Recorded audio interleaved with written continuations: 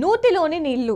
అనగనగా ఒక జమీందారు రైతుకి ఒక నుయ్యి అమ్మాడు. ఆ రైతు నెక్స్ట్ డే నూతిలోంచి నీళ్లు తీసుకోవడానికి వెళ్తే జమీందారు ఆపేశాడు. నేను నీకు నుయ్యి అమ్మాను కానీ అందులోని నీళ్లు అమ్మలేదు, అవి నావి. ఆ నీళ్లు కావాలంటే తగిన రొక్కం ఇచ్చి నీళ్లు తోడుకో అన్నాడు.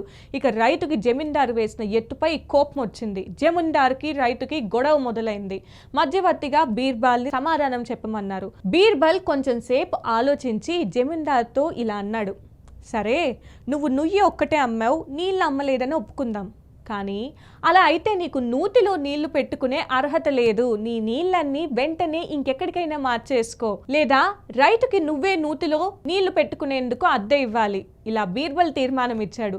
బీర్బల్ తెలివితేటల మూలంగా తన దగా విఫలమైందని జమీందార్కి అర్థమైంది. గొడవ మానేసి నూతిలోని నీళ్లు కూడా రైతువే అని ఒప్పుకున్నాడు. నీతి: తెలిసి ఎవరినైనా మోసం చేస్తే అది తిరిగి మనకే వస్తుంది.